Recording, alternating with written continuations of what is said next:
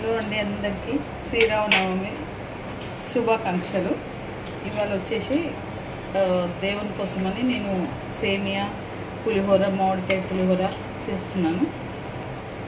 సేమియా వేయించి పెట్టుకున్నాను, డ్రై ఫ్రూట్స్ వేయించి పెట్టుకున్నాను నేతిలో.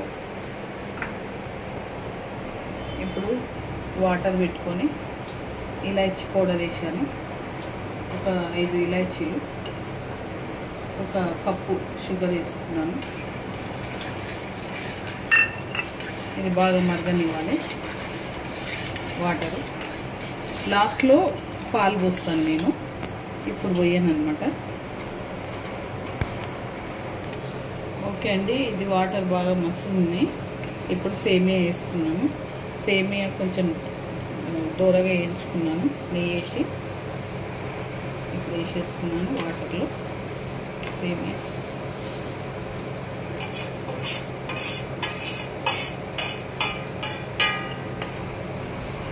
వేసి కలుపుకోవాలి బాగా.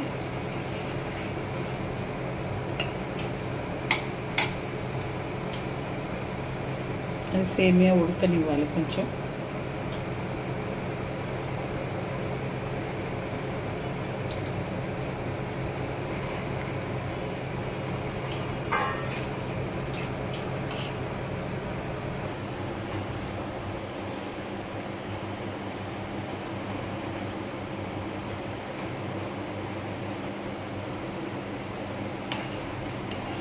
ఓకే ఫ్రెండ్స్, ఇప్పుడు సేమియా ఉడికిపోయినాయి.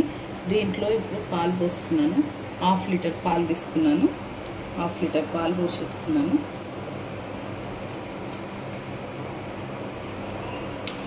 పోసి బాగా కలుపుకోవాలి. ఓకే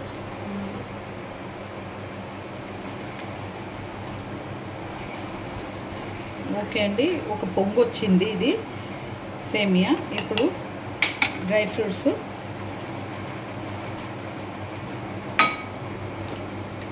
ఒక 2 స్పూన్ల నెయ్యి వేస్తున్నాను.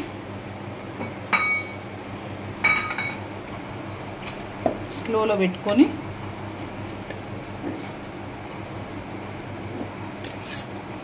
రెండు స్పూన్ల నెయ్యి వేస్తున్నాను.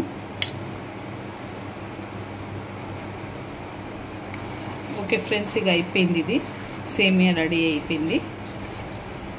దేవునికి నైవేద్యం చేస్తున్నానండి.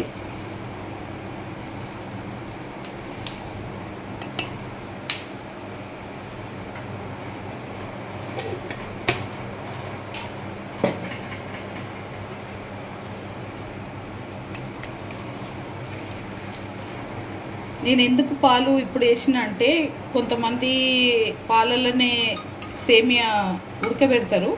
ఏమవుతుందంటే పాలలోనే ఉడకబెట్టేసరికి ఆ సేమియా కొంచెం గట్టిగా అవుతుంది అనమాట. సో కొంచెం వాటర్లో సేమియా ఉడకబెట్టి తర్వాత పాలు పోసుకుంటే ఇలా పాలు ఉంటాయి అన్నమాట. సేమియా మంచిగా తినడానికి బాగుంటుంది. ఓకే ఫ్రెండ్స్, ఇక సేమియా అయిపోయింది, నేను దించేసుకుంటున్నాను.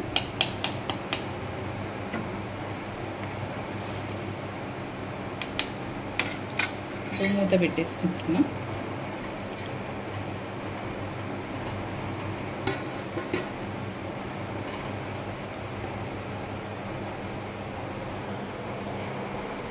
ఓకే ఫ్రెండ్స్, అయిపోయింది.